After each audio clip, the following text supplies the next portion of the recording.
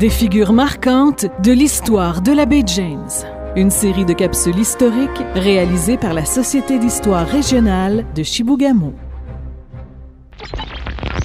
Jean-Baptiste Lebel, un homme et ses rêves. Jean-Baptiste Lebel, un nom presque mythique pour les premiers travailleurs du nord du Québec. Ce personnage, surnommé le Père, n'avait qu'un but en tête, le développement du nord de sa province et l'exploitation des richesses naturelles par les habitants de la région. Monsieur Lebel est né en 1887 à Saint-Cœur-de-Marie, au Lac-Saint-Jean. À 10 ans, il quitte l'école et à 13 ans, il devient bûcheron. En 1920, alors âgé de 33 ans, il est contremaître de la Québec Pulp, près de Héberville. 3 ans plus tard, il se marie avec Emma Fleury dans son village natal et ensemble, ils auront 7 enfants. En 1931, Jean-Baptiste Lebel, entrepreneur forestier à son compte, est établi à Clauva en Abitibi, d'où il dirige des opérations de coupe qui alimentent en bois plusieurs usines de papier à l'extérieur du Québec. Parmi celles-ci, il y a la Howard Smith Paper qui lui accorde une très grande confiance. Dans les années 40, la compagnie lui confie l'exploitation d'une scierie à Rapide-des-Cèdres au 49e parallèle.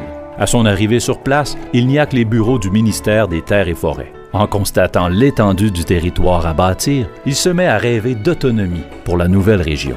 Ses nombreuses occupations pour la série de la Howard Smith Paper ne l'empêchent pas d'élaborer des projets de développement. Dès 1948, il présente des plans pour l'installation d'une usine de papier en Abitibi. Considéré comme un rouge par l'entourage de Duplessis, ses projets se voient freinés. Il ne se laisse toutefois pas ralentir et commence à s'impliquer au gouvernement.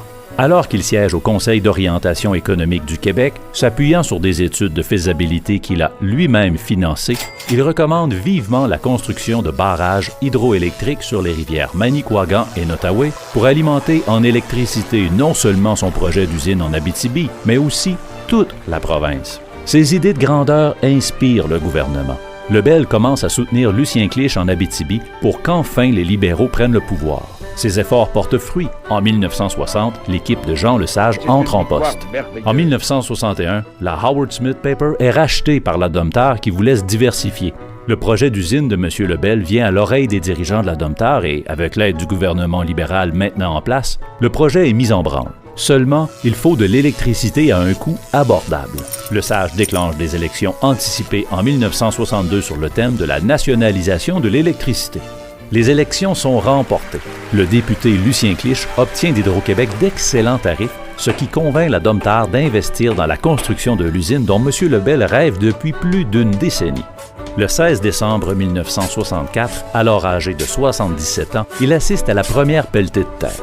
Avec la nouvelle usine, une ville de compagnie sera construite au lac Quévillon. En l'honneur de l'homme acharné qu'il fut, celle-ci sera nommée en janvier 1965 Lebel sur Quévillon.